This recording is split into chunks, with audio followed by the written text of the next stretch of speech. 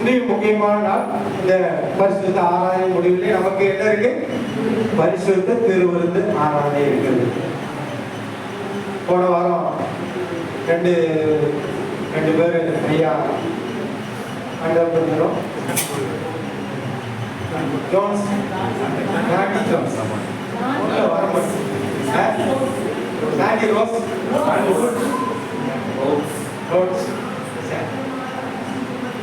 ரெண்டு பேரும் ஞானஸ்தானம் எடுத்தாங்க. கர்த்தர் மகிமைப்பட்டார். தொடர்ந்து அவர் மகிமைப்படுவார். இந்த நாளையும் நீங்கள் ஆயத்தமாக இருந்தால் இந்த பரிசுத்த திருவிருந்து ஆராதனையை நீங்கள் பங்கு பெறலாம். அதற்கு முன்பாக தேவனுடைய வார்த்தைகளை நாம் கவனமாய் கேட்க வேண்டும். இந்த வார்த்தைகளை நீங்கள் ரொம்ப கவனமாய் கேட்க வேண்டும். நம்முடைய தேவனுக்கு ஒரு நாமம் உண்டு, எத்தனையோ நாமம் உண்டு. ஒரு நாமம் அவர் உடன்படிக்கையின் தேவன். ஹல்லேலூயா. நம்முடைய தேவன் உடன்படிக்கையின் தேவன். உடன்படிக்கையை சாதாரணமா யாரும் செய்ய மாட்டாங்க. ஆனால் தேவன் தம்முடைய மனுக்குலத்தை தாம் சிருஷ்டித்ததுனால தன்னுடைய மனுக்குலத்தின் மீது அவர் அயராத அன்பு கொண்டு அவர் ஒரு உடன்படிக்கையை செய்திருக்கிறார். உடன்படிக்கையை இரண்டு வகைகளாக இங்கே சொல்லப்பட்டது இருக்குது. நம்ம பைபிளே ரெண்டு பகுதி இருக்கு. ஒன்றுக்கு என்னது? பழைய ஏற்பாடு, இன்னொன்று புதிய ஏற்பாடு. பழைய ஏற்பாடு ஆதியாகமம் முதல் மல்கியா வரை. புதிய ஏற்பாடு மத்தேயு முதல் வெளிப்படுத்தின விசேஷம் வரை. ஏற்பாடுனா என்ன? ஏற்பாடுனா என்ன? பழைய ஏற்பாடுனா என்ன? ஏற்பாடுனா ஒப்பந்தம், உடன்படிக்கைன்னு அர்த்தம். புரியுதா உங்களுக்கு? அப்போ பழைய ஒப்பந்தம், பழைய உடன்படிக்கை, இது புதிய ஒப்பந்தம், புதிய உடன்படிக்கை.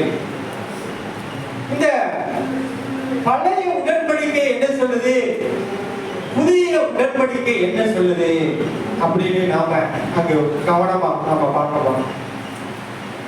ஏன்னா புதிய உடன்படிக்கையை தான் இயேசு இந்த பூமிக்கு தன்னுடைய ரத்தத்தை சிந்தி தன்னுடைய மனுக்குலத்தோடு அவர் ஒரு புதிய உடன்படிக்கை செய்தார். இந்த பழைய உடன்படிக்கையை எப்படி சொல்லலாம்னா முதலாம் உடன்படிக்கைன்னு சொல்லலாம். புதிய உடன்படிக்கை எப்படி சொல்லலாம்? இரண்டாம் உடன்படிக்கைன்னு சொல்லலாம். சொல்லாம சொல்லக்கூடாது. அது முதலாம் உடன்படிக்கை, இது இரண்டாம் உடன்படிக்கை.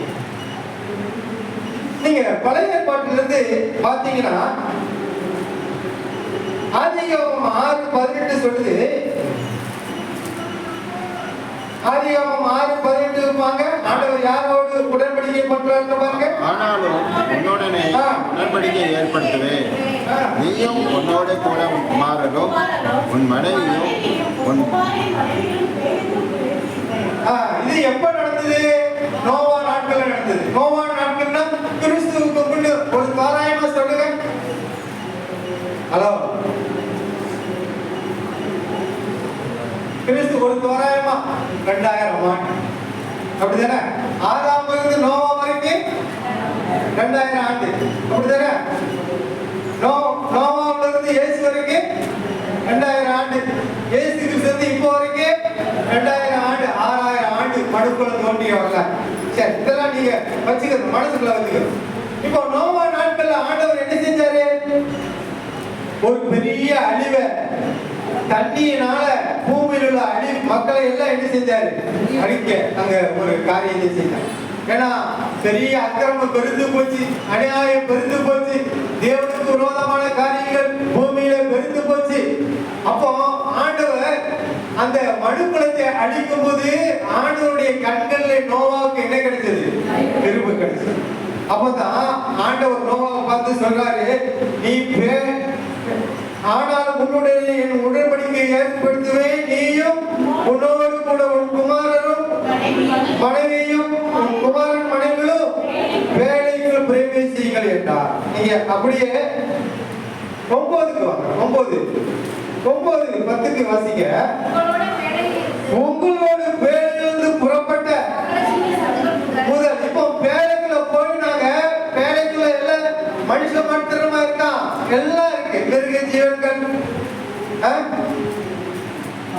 மாடு ஒட்டகங்கள் எல்லாம் இருக்கு, அப்படித்தானே? பறவைகள், ஊரும் பிராணிகள் எல்லாம் இருக்கு.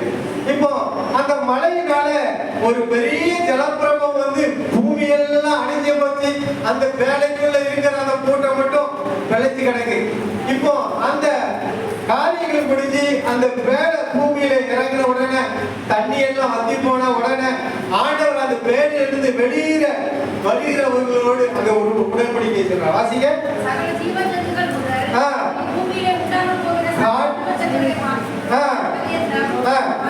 பறவைகளோடும் நாட்டு மிருகங்களோடும் பூமியில சகல காட்டு மிருகங்களோடும் என் உடன்படிக்கை ஏற்படுத்துவேன். ஹல்லேலூயா. ஆண்டவர் அந்த வேலைக்குள் இருந்த பறவைகள், காட்டு மிருகங்கள், நாட்டு மிருகங்கள், ஊரும் பிராணிகள் எல்லாவற்றோடும் அவர் உடன்படிக்கை ஏற்படுத்தினார். நோவாவுடைய பிள்ளைகளோடு, நோவாவோடு அந்த வேலைக்குள் இருந்த யாவற்றோடும் தேவன் ஒரு உடன்படிக்கையை ஏற்படுத்தினார். நீங்க அப்படி நீங்க படிச்சீங்கன்னா ஆண்டவர் இருந்தாவது அவங்களுக்கு ஒரு வாக்கு கொடுக்காரு. இனிமே நான் இந்த பூமியை எதனால ஜலத்தினால அழிக்க மாட்டேன் அப்படின்னு சொல்லி அவங்களுக்கு வாக்கு கொடுப்பாரு. நீங்க 9ஆம் அதிகாரம் 8 வாசிங்க.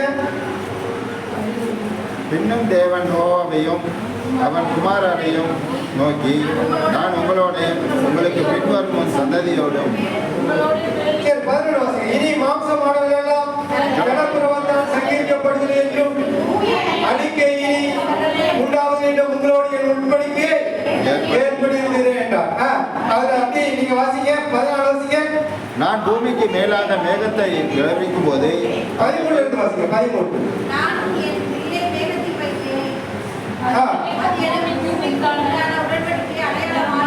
சரி, 12 வாசிங்களா?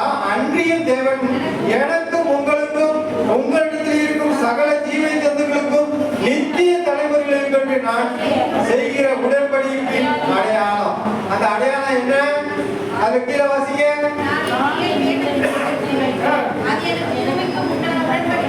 அடையாளமா இருக்கும். மேகத்தை அறிவிக்கும் போது போதும். இப்போ ஆண்டவர் ஒரு உடன்படிக்கை பண்றார். நீங்க மழை காலங்கள்ல பாத்தீங்கன்னா வேகத்துல ஒரு வில்லு இப்படி தெரியுமா? பாத்தீங்களா? வானவில்லு நம்ம சொல்லுவோம். நான் சின்ன வயசுல இருக்கும்போது நான் இந்து மதத்துல இருந்து வந்ததுனால அந்த என் கூட இருந்தெல்லாம் சொல்லுவோம் ராமர் வில்லுன்னு சொல்லுவோம். உங்களுக்கு நீங்க எல்லாம் வானவில்லுன்னு சொல்லிங்க. ஆனா உண்மையில அந்த வில்லு எந்த வில்லு? தேவனுடைய உடன்படிக்கை. ஹல்லேலூயா. அந்த மேகத்துல அந்த வில்ல பார்க்கும்போது அவர் அந்த உடன்படிக்கையை மனுக்குலத்தோடு என்ன செய்யறாரு? நினைவு. பூமியில இருக்கிற காட்டு மிருகங்கள், நாட்டு மிருகங்கள், பறவைகள், ஊரும் பிராணிகள் எல்லாம் அந்த வில்ல பார்க்கும்போது ஆண்டவரின் என்ன ஜலத்தால அழிக்க மாட்டாரு அப்படின்னு அங்கே அவர் நினைவு. சரியா? அதுக்காக தான் மேகத்துல அந்த வில்லு தென்படுது. ஆனா நம்ம அந்த வில்ல பத்தி ஒரு மறந்துருந்தோம், ஒண்ணு தெரியாம இருந்தோம். சரிங்களா? இனிமே நீங்க மேகத்தில் வில்ல பார்த்தா உங்க மனசுல என்ன வேணும்? ஆண்டவர் நம்மோடு உடன்படிக்கை பண்ணினார். இனிமே பெரும் மழையை கொண்டு ஜலத்தினால நம்மளை என்ன செய்ய மாட்டாரு? அழிக்க மாட்டாரு. ஒரு வாக்கு கொடுத்திருக்காரு. அதுக்குதான் அந்த அது ஏன் மழை காலத்துல வருதுன்னா அந்த காலத்துல பெரிய மழை பெய்யும். அதனால எவ்வளவு பாதிப்பு வருது. கொஞ்சம் கொஞ்சம் மக்கள் எல்லாம் சிலைந்து அழிவாங்க. ஆனா முழுவதும் என்ன செய்ய மாட்டாரு? அழிக்க மாட்டார். ஆனா ஒரு காலகட்டம் வரும் முழுவதையும் ஆண்டவர் அழிப்பார். எப்படி அழிப்பாரு? அக்னியினால் அழிப்பார். ஹல்லேலூயா. மனுக்குலத்துக்கு ஒரு அழிவு கொண்டு அந்த அழிவு என்னது? அக்னி கடல். அப்படி ஒரு அழிவு. சரி, ஆண்டவர் இப்படி உடன்படிக்கை பண்ணி வந்தார். அதுக்கடுத்து அப்படி நீங்க பாத்தீங்கன்னா ஆதியாகமம் 17:7 வாசிங்க. ஆபிரகாமோடு தேவன் உடன்படிக்கை பண்ணுகிறார். அப்ப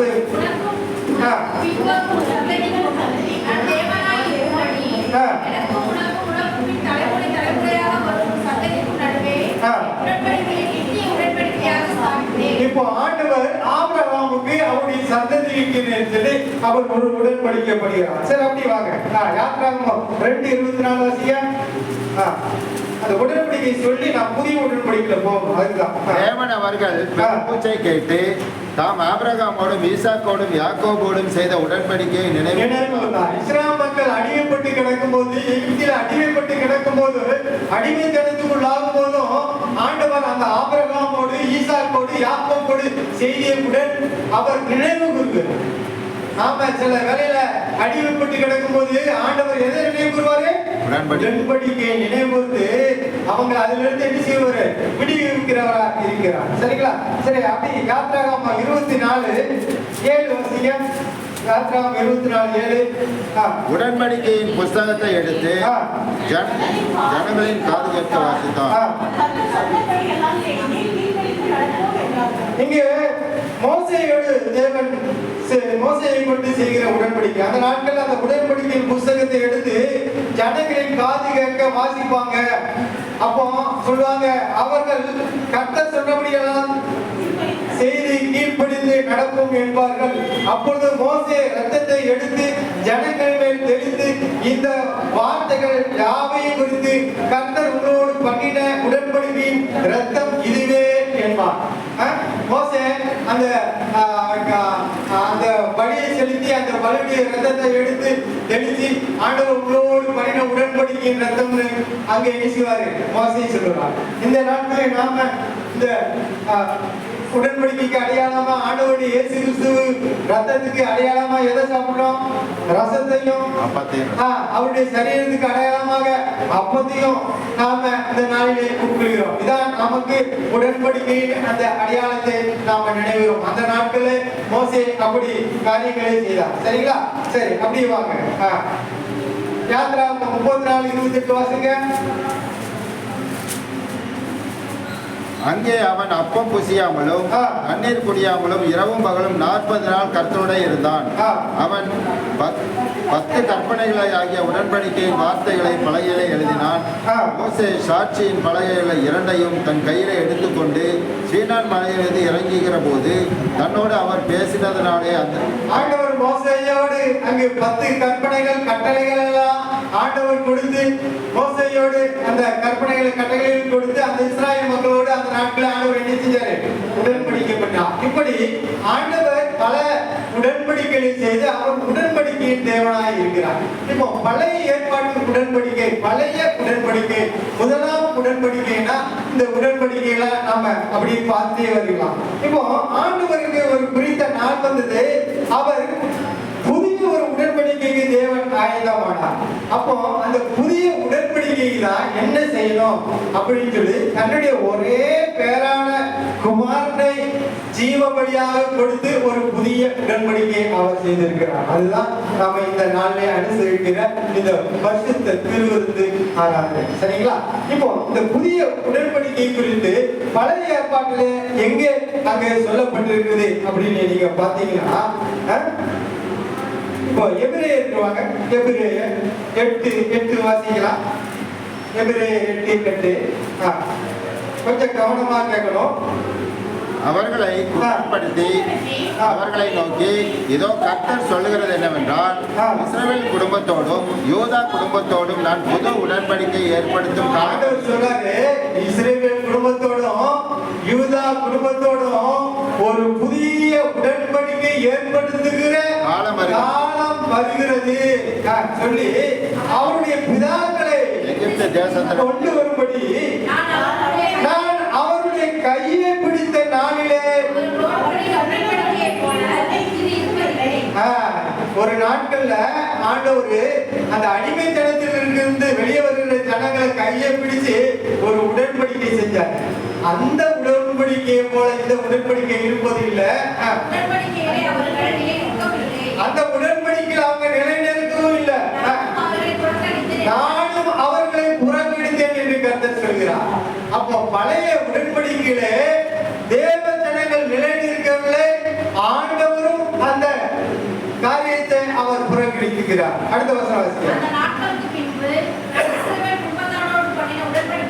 அந்த நாட்களுக்கு பின்பு நான் இஸ்ரவேல் குடும்பத்தாரோடு பண்ணும் உடன்படிக்கையாவது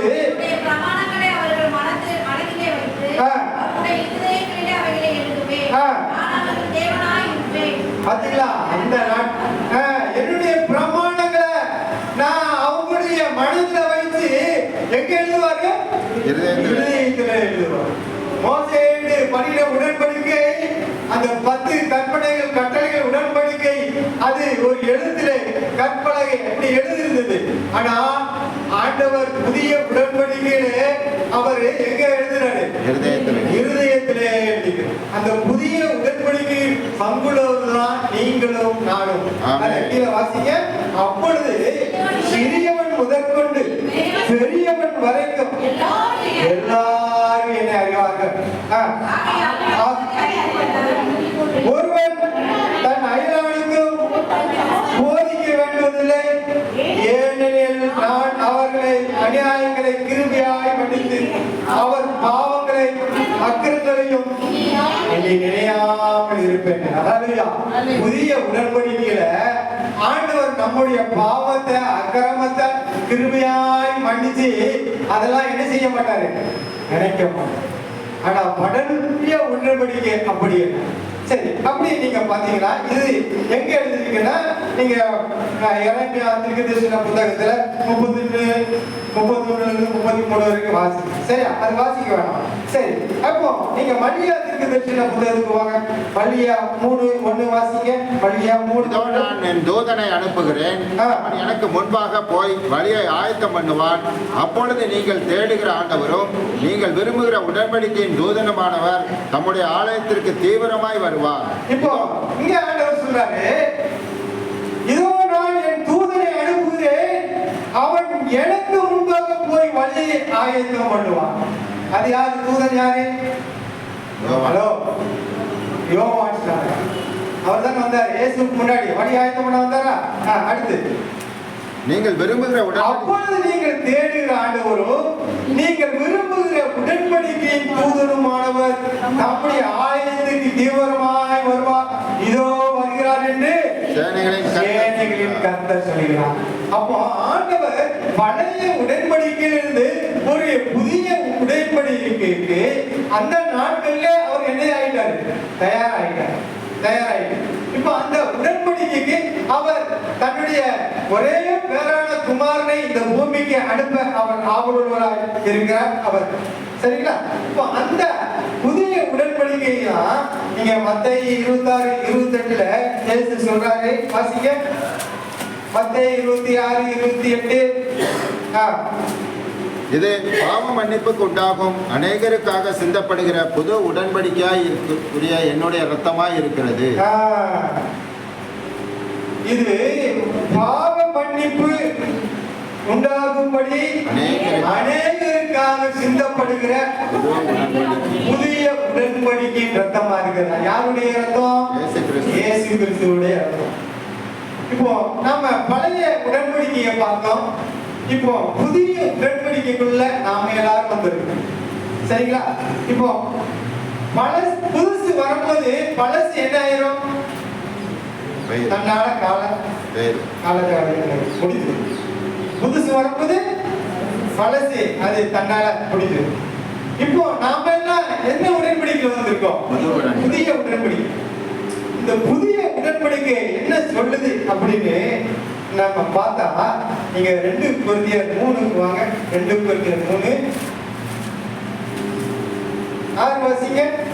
புது உடன்படிக்கையின் ஊழியக்காரராய் இருக்கும்படி அவரே எங்களை தகுதியுள்ளவருமாக்கினார். அந்த உடன்படிக்கை எழுத்துக்குரியதாயிராமல் ஆவிக்குரியதாய் இருக்கிறது. சரி, இப்போ நீங்க பாத்தீங்க பழைய உடன்படிக்கை ஆண்டவர் முத யாரோடு பண்ணாரு? நோவாவோடு, ஆபிரகாமோடு, ஈசாக்கு, யாக்கோபு, இஸ்ராயேல் மக்களோடு அவர் உடன்படிக்கை பண்ணிட்டே வந்தாரு. அந்த உடன்படிக்கையில அவங்க என்ன செய்யல? நிலை நிற்கல. இப்போ ஆண்டவர் புதிய உடன்படிக்கை பண்றாரு. இப்போ ஒட்டுமொத்த மனுக்குலத்துக்கான ஒரு புதிய உடன்படிக்கை, அது இஸ்ராயேல் மக்களுக்கான ஒரு உடன்படிக்கை. இப்போ ஒட்டுமொத்த மனுக்குலத்துக்கான ஒரு புதிய உடன்படிக்கை வந்து இந்த புதிய உடன்படிக்கையின் ஊழியர்கள் தான் நாம எல்லாரும். யாரு? புதிய உடன்படிக்கையின் ஊழியர்கள். ஹல்லேலூயா. நான் மட்டும்தான் ஊழியர், நீங்களாம் ஊழியக்காரர் கிடையாது. அப்படிதானே? சபையில இருந்தா அதுக்கு ஒரு மேய்ப்பன், மூப்பரு, ஊழியரு, உடன் ஊழியரு, சுவிசேஷர் ஊழியரு, தீர்க்கதரிசி, அப்போஸ்தலர், இப்படிலாம் ஒரு அமைப்பு இருக்கு. ஆனா நாம எல்லாருமே யாரு? ஆசாரியர் லேவி. ஊழியர்களா? புதிய ஏற்பாட்டு ஊழியர்கள். இப்படி சொல்றீங்கன்னா இந்த பகுதியை அப்படியே வச்சுட்டு வெளிப்படுத்தல் 1:6 வாசிங்க. இந்த பகுதி அப்படியே வெளிப்படுத்தல் 1:6 வாசிங்க. நம்மிடத்தில் அன்பு கூர்ந்து நமது ரத்தத்தினாலே நம்முடைய பாவங்களாக நம்மை கழுவி நம்முடைய பிதாவாகிய தேவனுக்கு முன்பாக நம்மை ராஜாக்களும் ஆசாரியர்களும் ஆக்கின அவருக்கு மகிமையும் வல்லமையும் என்றென்றைக்கும் உண்டாயிருப்பதாக. நம்மளை எப்படி ஆச்சிருக்காரு?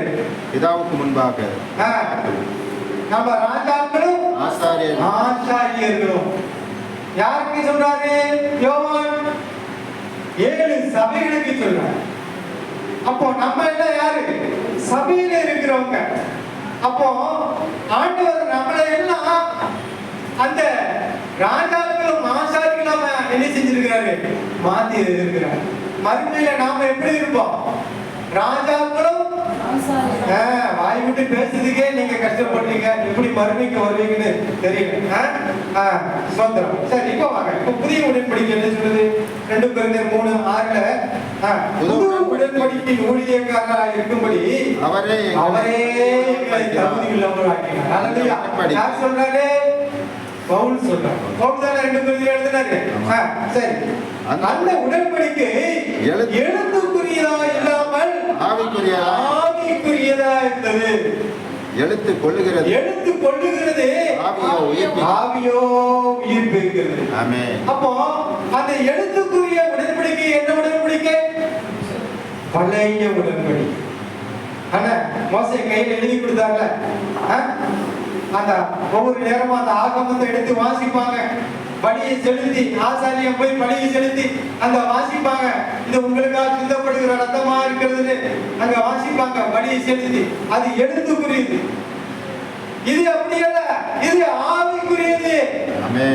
எழுத்து கொள்ளுகிறது. அந்த எழுத்துக்குரிய அந்த பழைய ஊழியம் அது மரணத்தை கொண்டு வருகிறது.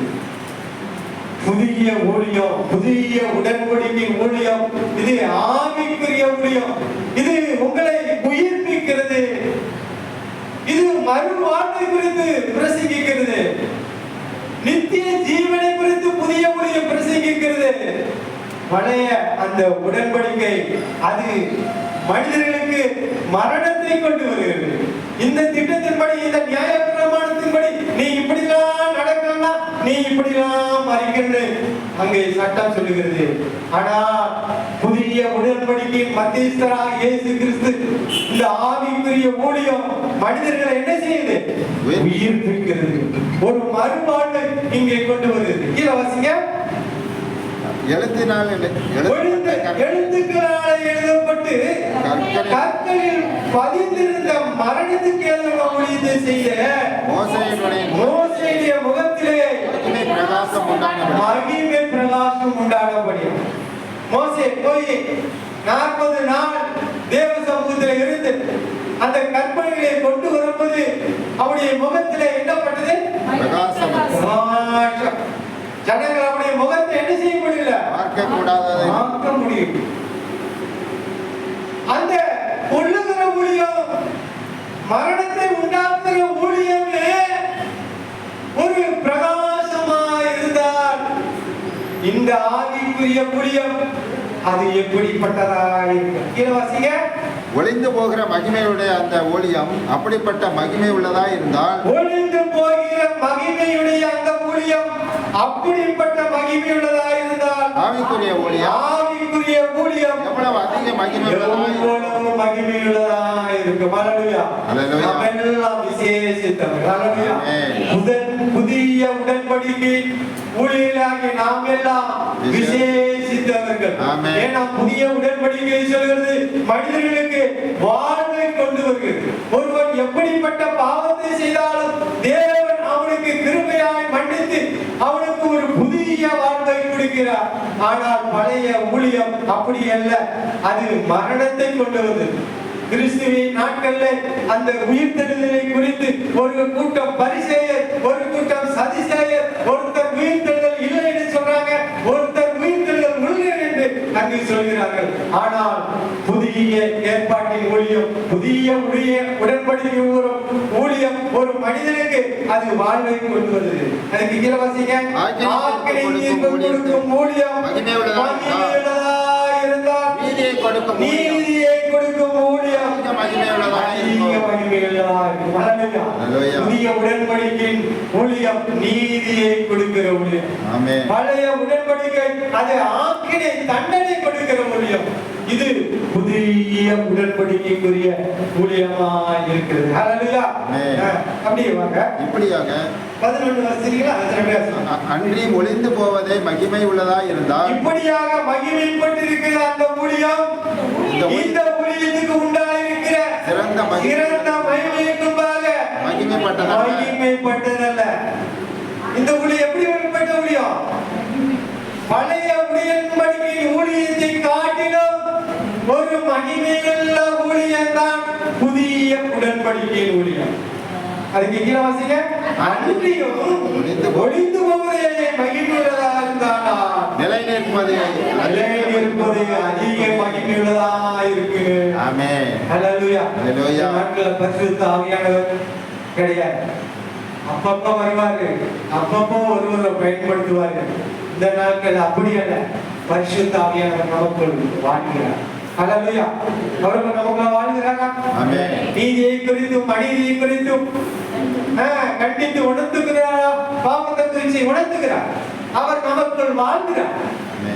பிதாவாகிய தேவன் நமக்குள் வாழ்கிறார். கர்த்தராகிய கிறிஸ்து நமக்குள் வாழ்கிறார். பரிசுத்த ஆவியானவர் நமக்குள் வாழ்கிறார். ஹல்லேலூயா. ஹல்லேலூயா. ஒருவன் என்னுடைய கற்பனைகளை கைக்கொண்டால் நாங்கள் அவனுக்குள் வாசம் பண்ணுவோம்னு சொல்லி மத்தேயு 10 ஆண்டவர் சொல்லியிருக்கார். ஹல்லேலூயா. ஆண்டவர் நமக்குள்ள என்ன செய்யறாரு? வாசம் பண்ணுகிறார். அந்த நாட்கள் அப்படி வாசம் பண்ணல பழைய ஊழியத்துல. ஆனா புதிய ஊழியத்துல அவர் வாசம் பண்ணுகிறார். அவர் வாசம் பண்ண போய் தான் நீங்களும் நானும் ஆண்டவருக்கு கீழ்ப்படிந்து நடக்க நாம பிரியமா இருக்கிறோம். ஆண்டவருக்கு ஊழியத்தை செய்யணுமே, ஆண்டவருக்கு ஏதாவது செய்யணுமே, என் பாவம் நீங்கணுமே, நான் இந்த பாவம் செய்யக்கூடாது, அது செய்யக்கூடாது, இது சரி, இது தப்பு அப்படின்னு நாம பிரிச்சு பார்த்து வாழ்கிற ஒரு வாழ்க்கை நாம் வாழ்கிறோம். ஹல்லேலூயா. இப்போ எபிரேயர் 10:4 வாசிங்க. எபிரேயர் 10 கொஞ்ச நேரத்துல அல்லாமலும் காளை வெள்ளாட்டு கடா இவைகளுடைய ரத்தம் பாவங்களை நிவர்த்தி செய்ய மாட்டாது. ஆகையால் அவர் உலகத்திலே பிரவேசிக்கும் போது பலியையும் காணிக்கையையும் நீர் விரும்புகிறீர்களே, சரீரத்தை எனக்கு ஆயத்தம் பண்ணி சர்வாங்க தகன பலிகளும் பாவ நிவாரண பலிகளும் உமக்கு பிரியமாக. அப்பொழுது நான் தேவனே உம்முடைய சித்தத்தின்படி எழுத வருகிறேன், புஸ்தகத்தில் என்னை குறித்து எழுதியிருக்கிறேன் என்று சொன்னேன். யாரு சொன்ன இப்படி பேசுறே? அப்பொழுது நான் தேவனே உம்முடைய சித்தத்தின்படி செய்ய வருகிறேன், இதோ புஸ்தகத்தில் சொல்லி என்னை குறித்து எழுதியிருக்கிறேன். யார் சொல்றாரு? யார் சொல்றாரு? இயேசு சொல்றாரு. அடுத்த வாசிங்க.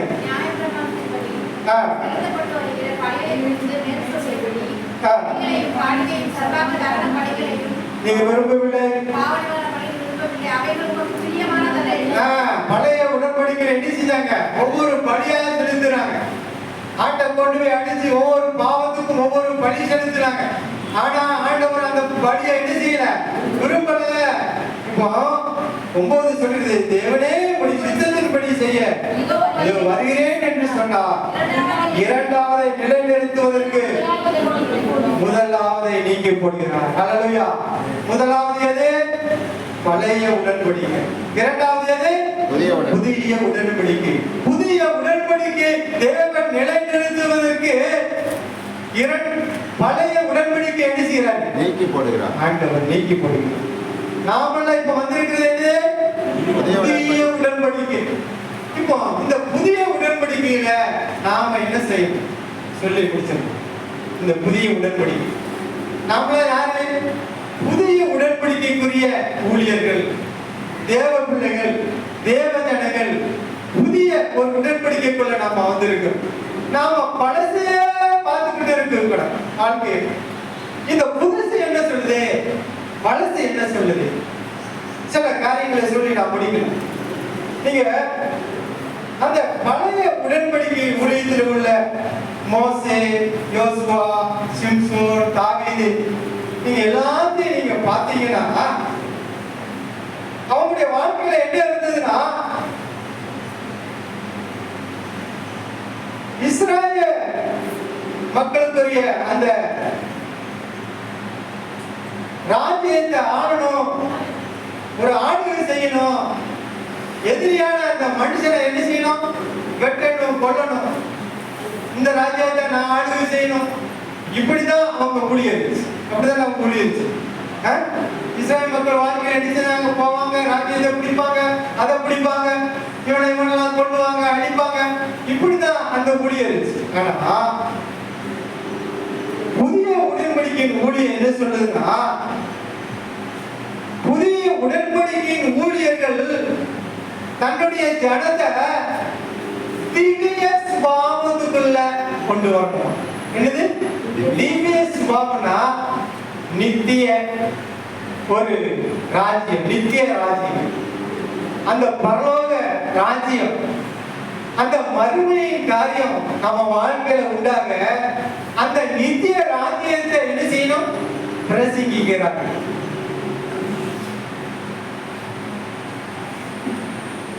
அந்த பழைய ஊழியம், அந்த பழைய உடன்படிக்கையின் ஊழியர்கள், தீர்க்கதரிசிகள், தேவ மனிதர்கள் ராஜ்யங்களை செய்து ராஜ்யங்களை வென்று அவர்கள் தன்னுடைய மாம்சீக காரியத்திலே இருந்தார்கள்.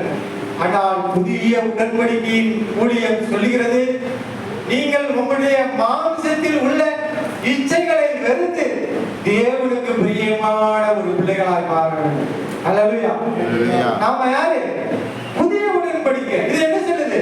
நித்திய ராஜ்யத்தை குறித்து பிரசங்க இருக்கிறது. இது உலக வாழ்க்கையை குறித்து அல்ல. இது ஒரு குறிப்பிட்ட 70 வயது 80 வயது அதுக்கப்புறம் மனிதனுடைய அந்த மரணம் முடிந்துவிடும். இது நிலையானது அல்ல, நித்தியம்தான் நமக்கு நிலையாக இருந்து புதிய உடன்படிக்கை சொல்கிறது. அந்த நித்தியத்திற்குள் போவதற்கு நீங்கள் உங்களுடைய இதயத்தில் இருக்கிற மாம்சீகங்கள், அசுத்தங்கள், பொல்லாத காரியங்களை எல்லாம் அகற்றி தேவனுக்கு பிரியமான மனிதர்களாய் மாற வேண்டும் என்று புதிய உடன்படிக்கை சொல்கிறது. பழைய உடன்படிக்கையிலே ஜனங்களை ஆளுகை செய்தார்கள். தேவ மனிதர்கள் ஜனங்களை பழைய உடன்படிக்கையிலே ஆளுகை செய்தார்கள். ஆனால் புதிய உடன்படிக்கையின் மத்தியஸ்தராகிய இயேசு கிறிஸ்து, அதற்கு பின் வந்த அப்போஸ்தலர்களும் ஜனங்களுக்கு வேலை செய்தார்கள். ஹல்லேலூயா. ஹல்லேலூயா. ஊழியக்கார உங்களுக்கு என்ன செய்யணும்? ஊழியம் செய்யணும், வேலை செய்யணும். ஊழியக்காரனுடைய வேலை என்ன? தேவ ஜனங்களை பராமரிக்கணும், அவங்களுக்கு நல்லது கெட்டது சொல்லணும், அவங்களுக்கு வேலை செய்யணும். இயேசு ஜனங்களுக்கு வேலைக்காரரை போல இருக்கு. ஒருத்த வாரம், ஐயா எனக்கு நாள் முடிஞ்சிட்டியா, கண்ணு தெரியலையா, எனக்கு குஷ்டையா, யார் யாரெல்லாம் வந்தாங்களோ அவங்களுக்கெல்லாம் ஆண்டவர் என்ன செஞ்சாரு? ஜெபம் பண்ணி அவங்கள குணமாக்கி அவங்களுக்கு ஒரு வேலை பணிவிடை செய்தார். அப்போ சில நாட்கள்ல அப்போ சில தேடி வந்தாங்க நிறைய பேர். அவங்க ஜெபம் பண்ணாங்க, ஜனங்கள் அற்புதத்தை அடையாளங்களை பெற்றாங்க. அப்போ சிலர் அந்த விசுவாச பிள்ளைகளுக்கு, குடும்பங்களுக்கு ஒரு வேலைக்காரனை போல இருந்தார்கள். ஆனால் பழைய உடன்படிக்கையிலே அவர்கள் ஜனங்களை ஆளுகை செய்தார்கள். புதிய உடன்படிக்கையின் ஊழியர்கள் ஜனங்களை ஆளுவதற்கல்ல, ஜனங்களுக்கு வேலை செய்வதற்கு அமர்த்தப்பட்டிருக்கிறார். ஹல்லேலூயா. ஹல்லேலூயா. நம்ம கண்டிப்பா உணரணும். நீங்க இந்த பரிசுத்த திருவிருந்தில பங்கு பெறுகிற புதிய உடன்படிக்கை என்ன சொல்லுது? அத நீங்க கவனமா கேட்கணும். இன்னும் 2-3 காரியங்களை சொல்லி நான் முடிக்கிறேன். பழைய உடன்படிக்கையில ஆபிரகாமும் சந்ததியும் ஆண்கள் தன்னுடைய மாம்சத்துல என்ன செஞ்சாங்க? விருத்த சேதனம் பண்ணாங்க. அப்படித்தானே? முஸ்லிம் மக்கள் இப்போதும் என்ன பண்றாங்க? சுன்னத் பண்றாங்க. அது பழைய ஊழியம். புதிய உடன்படிக்கையில தேவ ஜனங்கள் தன்னுடைய இருதயத்திலே விருது சேதனம் பண்ண வேண்டும். ஹல்லேலூயா. ஹல்லேலூயா. உங்களுக்கு விருது சேதனம் எங்க நடக்கணும்? இருதயத்துல. உங்க இருதயத்துல. இதான் புதிய உடன்படிக்கையின் ஊழியம். அது பழைய உடன்படிக்கை. இன்னொன்னு, இந்த புதிய உடன்படிக்கையின் ஊழியம் இதனுடைய ரகசியம் என்ன அப்படின்னா 2 கொரிந்தியர் 1:4 வாசிங்க. 2 கொரிந்தியர் 1:4. தேவனால் எங்களுக்கு அருளப்பட்டிருக்கிற ஆறுதலினாலே எந்த உபத்திரவத்தினாலேனும் அகப்படுவதற்கு நாங்கள் ஆறுதல் செய்ய நாடுகளுள்ளாடி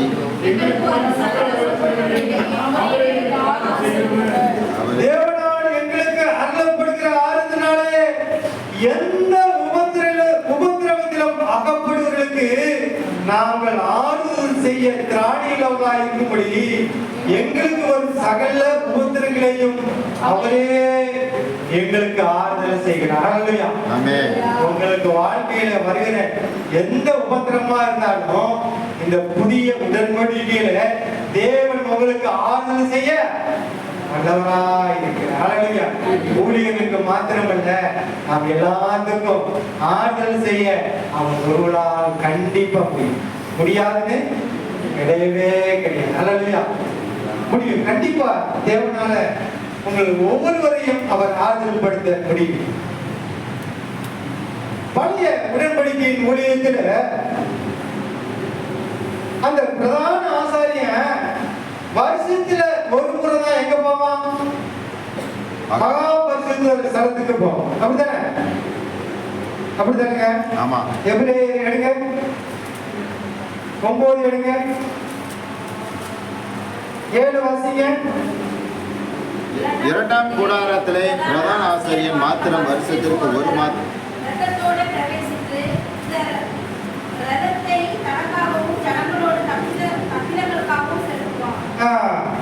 இப்போ 1ஆம் கூடாரத்துல பரிசுத்த ஸ்தலம், அதுல தினமும் போவான் பிரதான ஆசாரியன். பரிசுத்த ஸ்தலத்துல தினமும் போய் அவன் ஊழியம் செய்வான், பலி செலுத்துவான். ஆனா மகா பரிசுத்த ஸ்தலத்துக்குள்ள வருஷத்துல ஒரு முறை தான் பிரதான ஆசாரியர் என்ன செய்யணும்? உள்ள போக முடியும். ஆனா புதிய உடன்படிக்கை ஊழியம் என்ன சொல்றதுன்னா எபிரேயர் 10:20 வாசிங்க. அந்த மார்க்கத்தின் வழியாக பிரவேசிப்பதற்கு அவருடைய ரத்தத்தினாலே நமக்கு தைரியம் உண்டாயிருக்கிறபடினாலும்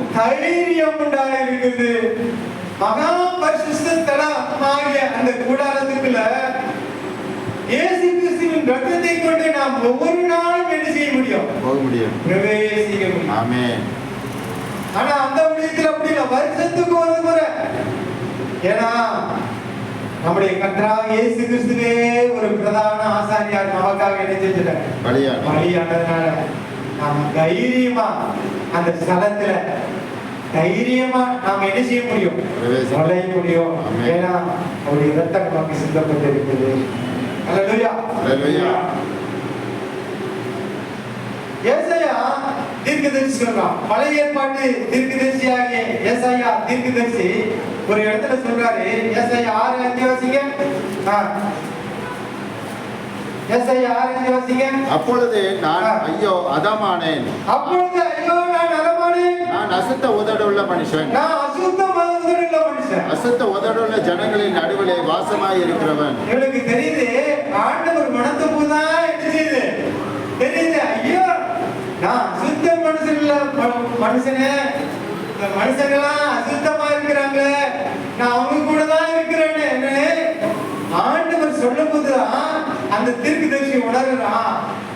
ஆனால் புதிய உடன்படிக்கையின் ஊழியராகிய நாம் ஒவ்வொரு நாளும் ஐயோ நான் நலமானேன், ஐயோ நான் பாவத்துல விழுந்துட்டேன், ஐயோ இது எனக்கு பாவம், ஐயோ இந்த காரியத்தை நான் செஞ்சுட்டேன்னு ஒவ்வொரு நாளும் நாம் கதறுகிறவர்களாக இருக்கிறோம். ஹல்லேலூயா.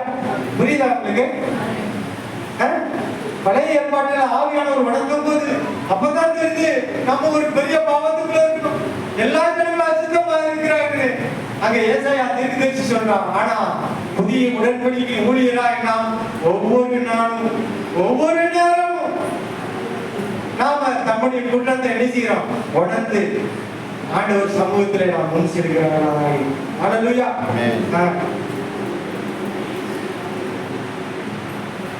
யோவான் ஸ்நானகன் புதிய உடன்படிக்கையின் ஊழியரா பழைய உடன்படிக்கையின் ஊழியரா? சொல்லுங்க. புதிய உடன்படிக்கையின் ஊழியரா? பழைய. யோவான் ஸ்நானகன் பழைய உடன்படிக்கையின் ஊழியர். இயேசு கிறிஸ்துவ மரணத்துக்கு பின்னாடி தான் என்ன வந்தது? புதிய உடன்படிக்கை. இயேசு கிறிஸ்து கூட 8ஆவது நாள் விருத்திசேதனம் செய்யப்பட்டாரு இருக்கா? அப்போ இயேசு கிறிஸ்து வரைக்கும் பழச கடைபிடிச்சுட்டே வராங்களா? இப்போ அந்த பழைய ஏற்பாட்டு தீர்க்கதரிசிகளை நீங்க எல்லாம் பாருங்க. எல்லாரையும் விடையும் யோவான் ஸ்நானகன் தலை சிறந்தவன்னு சொல்லுதான் பைபிள். பழைய ஏற்பாட்டுல நீங்க எந்த தீர்க்கதரிசி? மோசையை எடுத்துக்காங்க, யாரும் எடுத்துக்காங்க, எலியாவை எடுத்துக்காங்க, எலிசாவை எடுத்துக்காங்க, தாவீது, நீங்க எந்த தீர்க்கதரிசியை எடுத்துக்காங்க, எல்லாரையும் விட யோவான் ஸ்நானகன் எப்படி பெரிய ஒரு தலை சிறந்தவர். ஆனால் புதிய உடன்படிக்கையை சொல்லுது, பரலோக ராஜ்யத்தில் சிறியவனாய் இருக்கிறவன் யோவான் ஸ்நானகனை காட்டி பெரியவனாய். புதிய உடன்படிக்கை கூட என்ன செய்யுது? உங்களில் சிறியவன் யோவான் ஸ்நானகனை பார்க்கிறோம் பெரியவனாயிரும். அப்ப அந்த ஊழியம் எவ்வளவு மேன்மையில ஊழியம். நீங்க எவ்வளவு மேன்மையில ஒரு இடத்துல இருக்கீங்க, எவ்வளவு ஒரு உடன்படிக்கை காரியத்துல நாம இருக்கோம். எனக்காவது நம்ம சிந்திச்சோம். கடைசியா கொஞ்சம் சொல்லுங்க. பழைய உடன்படிக்கையிலே ஜனங்கள் தேவனுடைய கற்பனைகளை கட்டளைகளை பின்பற்றி தேவனுக்கு ஊழியம் செய்தார். பழைய உடன்படிக்கையில் எப்படி ஊழியம் செஞ்சாங்க? தேவனுடைய கற்பனை, தேவனுடைய கட்டளை, தேவனுடைய நியமங்களை இதை பின்பற்றி ஊழியம் செஞ்சாங்க. ஆனால் புதிய உடன்படிக்கையின் ஊழியன் எப்படி அவன் ஊழியம் செய்யலாம்? இயேசுவை தன்னுடைய வாழ்க்கையில் மாதிரியாய் கொண்டு ஊழியம் செய்ய வேண்டும். ஆமென். நீங்களா யார வாழ்க்கையில மாதிரியா எடுத்துக்கொள்ளணும்? இயேசு கிறிஸ்துவை மாதிரியா எடுத்துக்கொள்ளணும். அதுக்கு அடுத்துதான் நீங்க அப்போஸ்தலர் எடுத்துக்கலாம். முதல்ல நமக்கு மாதிரி யாரு? இயேசு கிறிஸ்து. நீங்க எபிரேயர் 2:17 வாசிங்க.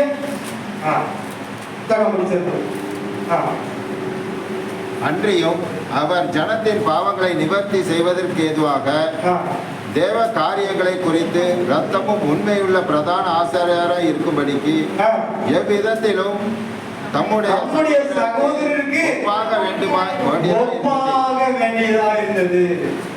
அன்றியும் அவர் ஜனத்தின் பாவங்களை நிவர்த்தி செய்வதற்கு ஏதுவாக தேவ காரியங்களை குறித்து இரக்கமும் ஒழுக்கமும் உண்மையும் உள்ள பிரதான ஆசாரியராய் இருக்கும்படி எவ்விதத்திலும் தம்முடைய சகோதரருக்கு ஒப்பாக இருக்க வேண்டியது. ஆண்டவர் நம்முடைய வாழ்க்கையில முன்மாதிரியா பார்க்கணும். ஊழிய பாதையில இயேசுவை நாம முன்மாதிரியா பார்க்கணும். இயேசு எப்படிலாம் ஊழியம் செஞ்சாரு நீங்க நினைச்சீங்கன்னா, நான் சில காரியங்கள்லாம் சொன்னா உங்களுக்கு கஷ்டமா இருக்கும். சரிங்களா? நான் அதெல்லாம் சொல்லல. நம்ம வாழ்க்கையில இயேசுவை முன்மாதிரியாகி கொண்டு நம்ம வாழ்க்கை, அதான் புதிய உடன்படிக்கை ஊழியம். அல்லேலூயா. அல்லேலூயா. பழைய உடன்படிக்கை இப்போ என்ன செஞ்சுட்டு காலாவதி ஆயிட்டு அது செல்லுபடி ஆகாது. நாம எல்லாம் எப்படி இருக்கோம்? புதிய உடன்படிக்கை ஊழியமா இருக்கோம். புதிய உடன்படிக்கை ஊழியராய் நமக்குள்ள யார் வாசம் பண்ணுகிறார்? பிதா, குமாரன், பரிசுத்த ஆவியானவர் வாசம் பண்ணுகிறார்.